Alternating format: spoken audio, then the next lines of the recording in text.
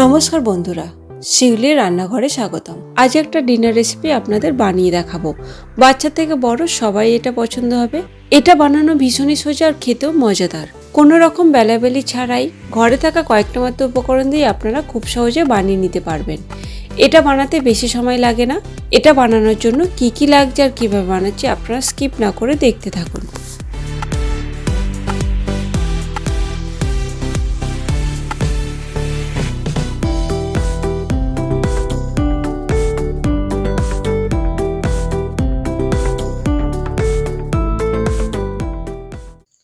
এই রেসিপিটার জন্য লাগবে আটা। আমি এই বাটির 1.5 বাটি আটা নিয়েছি। আর দিয়ে দেব সুজি। আমি এই চামচের 5 চামচ সুজি দিয়েছি। আর এতে লবণ দিয়ে দেব। শুকনো উপকরণগুলো এবার ভালো করে মিশিয়ে নেব।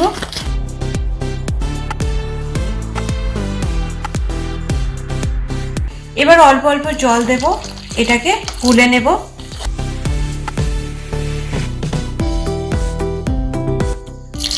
একবারে বেশি জল দেবেন না, অল্প অল্প করে জল দিয়ে এটাকে গুলতে হবে।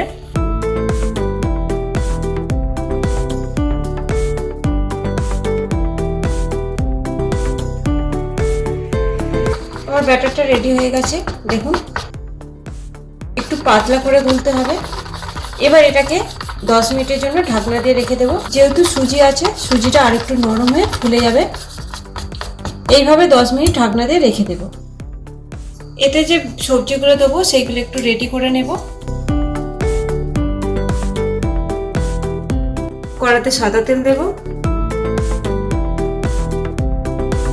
ফোড়নে গোটা জিরা দিয়ে দেব।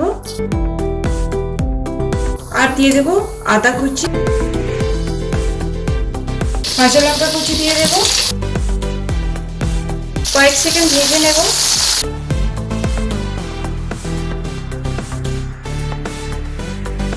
এবার গ্রেট করা গাজরটা দিয়ে দেব।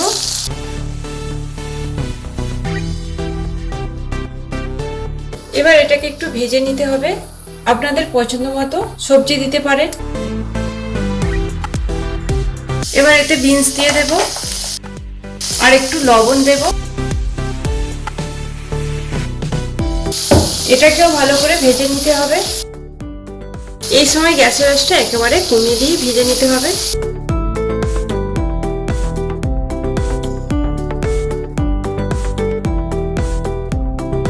এবার সেদ্ধ করা আলু দিয়ে দেব। আমি আগে থেকে আলুটাকে সেদ্ধ করে রেখেছিলাম।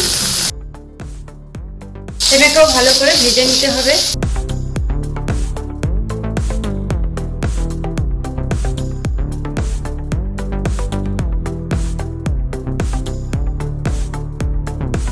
ভালো করে মিশিয়ে নিয়েছি। এবার গ্যাসটা বন্ধ করে দেব আর এটা একটু ঠান্ডা করে নেব।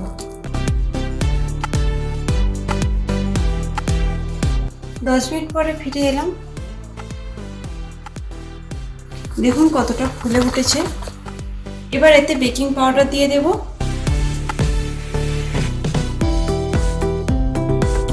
এবার এতে সবজির মিশ্রণটা দিয়ে দেব। আর এতে একটু গরম মশলা দিয়ে দেব। এতে টেস্টটা আরো ভালো হবে। এবার এটাকে ভালো করে মিশিয়ে নিতে হবে।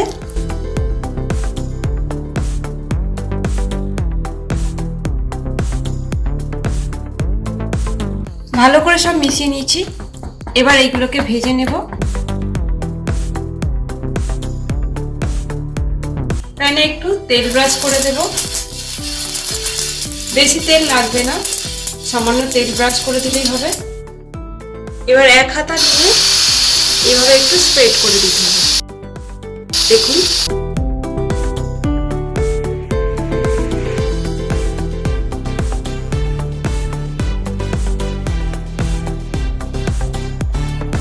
গ্যাসের আঁচটা লো রেখে কিন্তু এইগুলো ভেজে নিতে হবে। 2 থেকে 3 মিনিট রেখে এবার উল্টে দিতে হবে।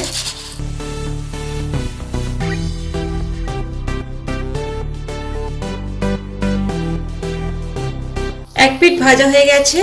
এই পিঠটাও 2 থেকে 3 মিনিট এইভাবে ভেজে নিতে হবে। আরো একবার উল্টে দেব।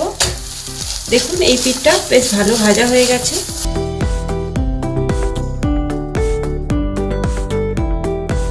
এগুলো কিন্তু খুব কম তেলে ভাজা হয়ে যায়। একটা আমার ভাজা হয়ে গেছে, এবার তুলে রাখবো। দেখুন কত সুন্দর দেখতে লাগছে।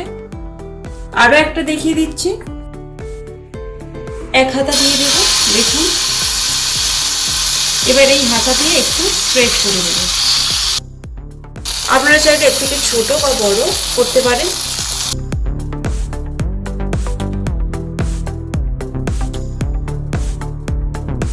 এক পিঠ ভাজা হয়ে গেছে, এবার উল্টে দেব।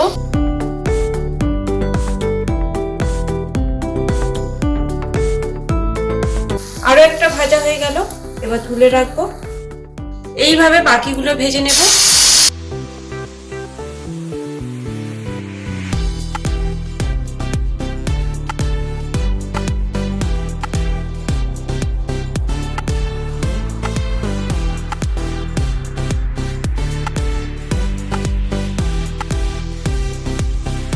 আজ খুবই একটা সহজ রেসিপি আপনাদের বানিয়ে দেখালাম। এটা বানানো ভীষণই সোজা, দেখতেই পেলেন। এটা বাচ্চাদের জন্য বা বয়স্কদের জন্য পুষ্টিকর খাবার আপনাদের বানিয়ে দেখালাম। খুবই সহজ বানানো।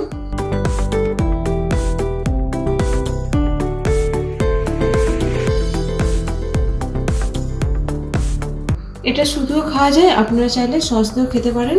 এই হেলদি ভেজ পরোটাটা আপনাদের কেমন লাগলো কমেন্ট করে অবশ্যই জানাবেন।